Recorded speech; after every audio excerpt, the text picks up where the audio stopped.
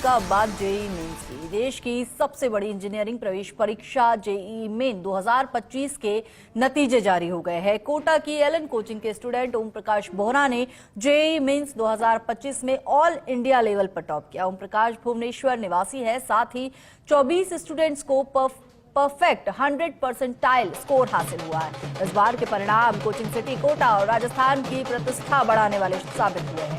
100% वाले 24 टॉपर्स में से 7 राजस्थान से और 6 कोचिंग सिटी कोटा में कोचिंग के स्टूडेंट्स हैं।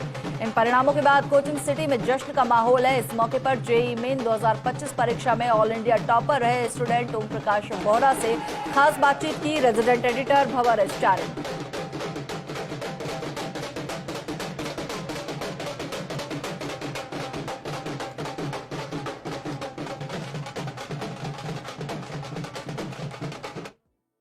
जेईई मेन के नतीजे जारी हो चुके हैं और ओम प्रकाश बोहरा हमारे साथ हैं जिन्होंने ऑल इंडिया रैंक 1 हासिल किया है। बहुत बधाई ओम प्रकाश, क्या इस तरह के नतीजों की उम्मीद थी?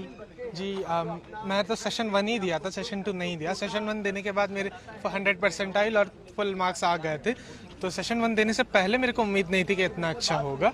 बट फिर एग्ज़ाम में जब बैठा तो क्वेश्चंस होने लगे तो उम्मीद, फिर एग्ज़ाम के बाद पता चला कि फुल मार्क्स आ रहे हैं तो उम्मीद आई कि अगर रैंक 1 आ गई तो क्या होगा। बट फिर भी पता नहीं था कि रैंक 1 आएगा कि नहीं। अब कल रात को पता चला कि रैंक 1 आए हैं। आप भुवनेश्वर से हैं, वहाँ बहुत सारे कोचिंग सेंटर है, लेकिन आपने कोटा को चुना, तो किस तरह का माहौल कोटा में कोचिंग के लिए होता है और कितनी ज़रूरत है? क्या कोचिंग के बिना भी किसी की रैंक 1 आ सकती है?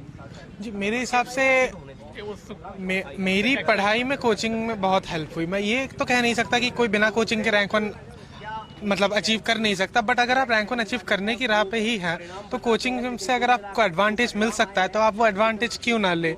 तो वो आपका एफर्ट को सिंप्लीफाई करने में हेल्प करेगा। तो अगर आप एम करते हैं तो आपका कोचिंग में जाने से कोई लॉस तो नहीं होगा, उल्टा बहुत गेन हो सकता है। तो मेरे हिसाब से कोचिंग ज्वाइन करना चाहिए इसके कारण। ओम प्रकाश, आप अब रोल मॉडल बन चुके हैं, खासकर उन स्टूडेंट्स के जो इंजीनियरिंग की तैयारी कर रहे हैं। आपने कहा कि मैं फ़ोन बिल्कुल यूज़ नहीं करता था, तो क्या फ़ोन सबसे बड़ा डिस्ट्रैक्शन है?